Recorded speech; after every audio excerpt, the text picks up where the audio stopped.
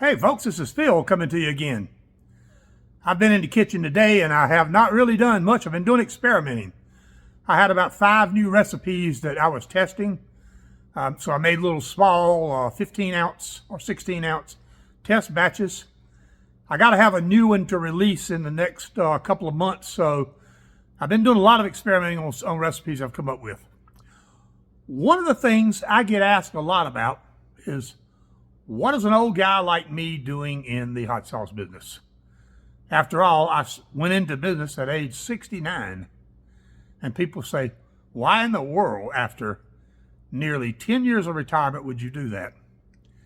And I always answer without a lot of detail, well, I don't know, but I'm glad I did, because hot sauce has saved my life. Now, that's about the detail I go into when people ask me. But to be honest with you, I have what I think is an interesting story.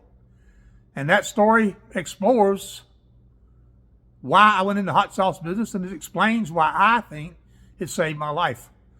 I've thought about sitting down and telling that story.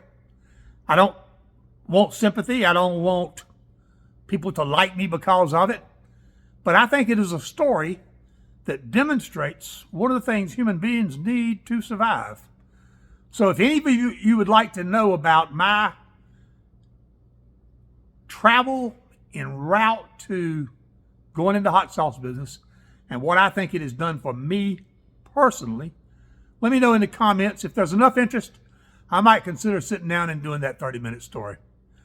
Thank you, folks. I'm headed home, done lots of experimenting today. My mind's just going to be buzzing because I came up with so many tasty tests out of this 5 different recipes today. So you'll be hearing about some of them in the future.